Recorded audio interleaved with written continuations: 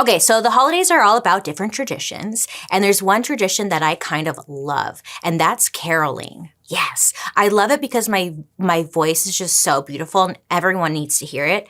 La la la la. See? I know. I just blessed you. You're welcome.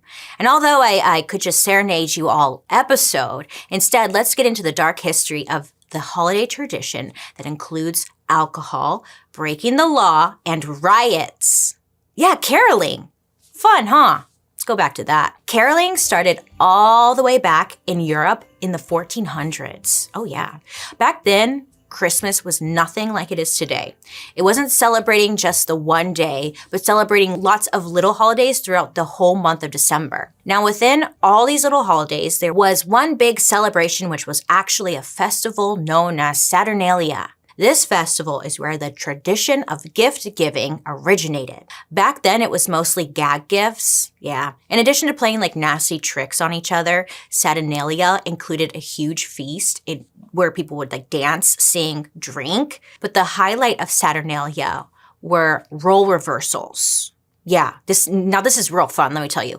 The rich and poor, the master and the servant, they would trade places. Yeah, like wife swap, but in real life, but also with like status and class.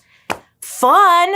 It was a time to blow off steam for a lot of people. And imagine having to wait for that one time of year where you could truly feel like a human being. You know, it's actually kind of sick. It's pretty twisted. One of the big traditions during this was something that they called wassailing.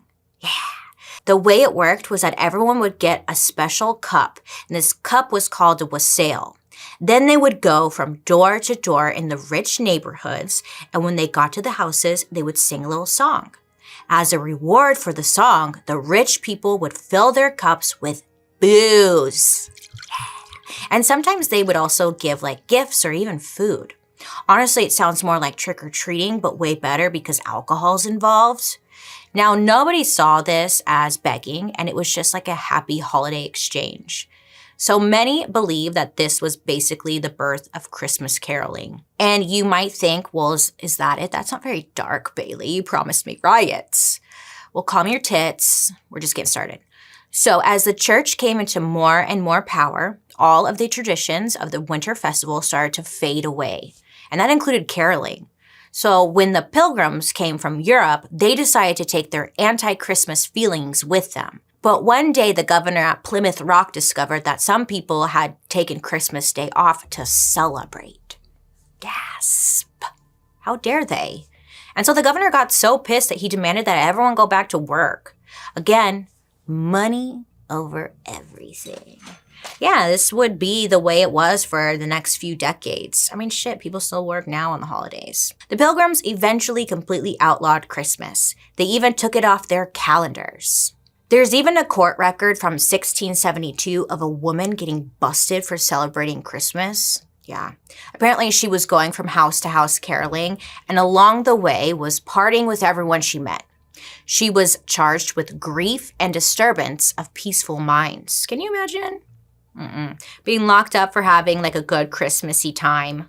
So no surprise, people didn't really like the Christmas ban. And these villagers felt like the rich owned them, and it was time to do something about it. So they decided to go door to door, protesting with their wassailing cups, singing songs, expecting alcohol and gifts from the houses. And they weren't singing the same happy songs about friendship and the holidays and everyone being cheerful. Oh no, of course not. You see, the song lyrics started to get a little more aggressive, and suddenly their singing transformed into flat-out threats. Now, what happens when people are drinking and they're upset? Well, that's right. They probably get rowdy. So this turns into a small riot of people walking the streets, firing rifles into the air, yelling, playing loud music, and breaking into people's home if they refuse to give them gifts. That actually sounds like a party. In the end, it was really hard for the church to fully suppress Christmas and stop the traditions. Now, by the Victorian era in the early 1800s, Christmas had become super popular again. And along with Christmas came the rebirth of caroling. But industrialization changed everything and toy making exploded. Gift giving sort of became the big thing for Christmas, booting caroling out. she was old news, that Carol. Unfortunately, the carolers didn't bring caroling back as big as it used to be, but they did bring Christmas back to America in like a super big way.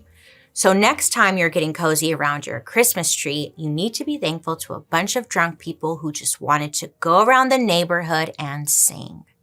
Because without them, you would probably still be doing that. Honestly, it sounds more fun than getting gifts. Like, I don't want another coloring book. I get it. They're easy to give and stuff, but I really don't need another coloring book. I could take some alcohol. You know what? Beggars can't be choosers.